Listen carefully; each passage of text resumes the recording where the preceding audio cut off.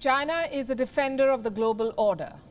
China is committed to peace. China believes in cooperation. China believes in dialogue. China believes in the value of democracy. China believes in freedom and justice. Yes, China is holier than thou and at the center of the world. I was quoting Chinese President Xi Jinping for the most part. He delivered a speech at the United Nations General Assembly, a virtual speech courtesy the Wuhan virus pandemic. What he said has left a lot of us baffled. Xi Jinping thinks he can lie to the world at a global forum and no one will call his bluff. Well, here we are with a cover story, especially for the Chinese president, to underline how peace-loving China really is. Let's start with what he said on Tuesday.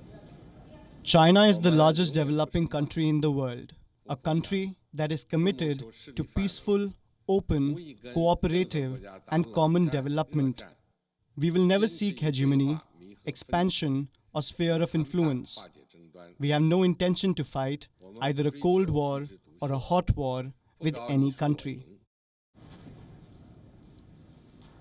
China is peace-loving, so it did not fire missiles. It unleashed a virus. China has exported a virus that killed almost 10 lakh people the world over. Let that sink in. 10 lakh people are dead, close to 1 million deaths. We've seen nothing like this since the world wars. The virus from China has ravaged the world. It has hammered the global economy. It has put countries under lockdown. If this is not war, what is?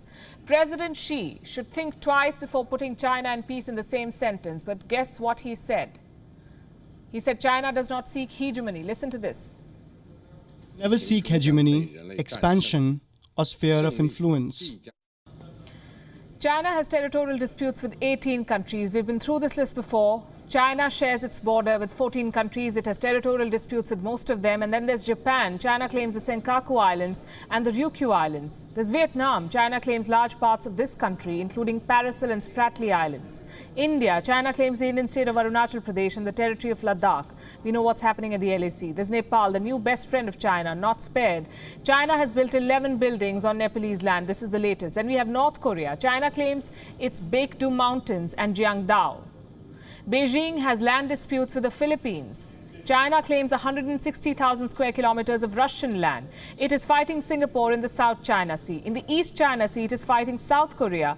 China claims parts of Bhutan, all of Taiwan, large areas of Laos, parts of Brunei, Tajikistan, Cambodia. It is fighting Indonesia and Malaysia in the South China Sea. And of course, China claims all of Mongolia.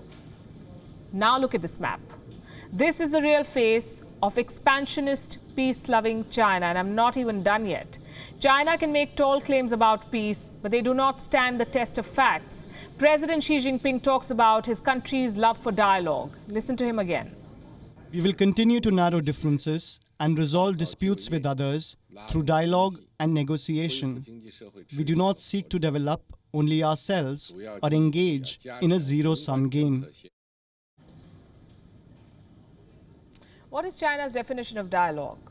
Do you know for how long India has been calling for dialogue on the LAC? 44 years. India and China share an undefined border. It is 3,488 kilometers long. It has seen more than 10 major conflicts in the last 5 decades. There's a standoff in Ladakh as we speak. How did we end up here? Because China refuses to talk. China refuses dialogue. It wants to leave a vacuum that it can exploit as and when it likes. It wants to militarize its border and provoke its neighbors.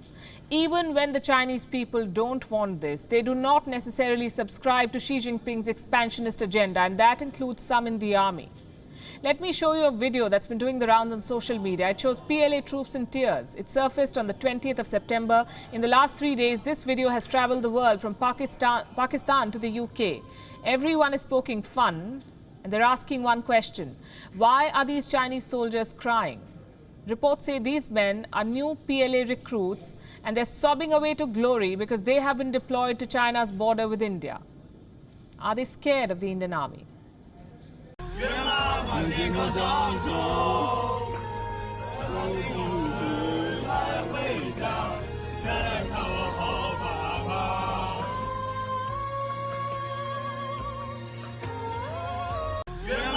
Untitled Chapter.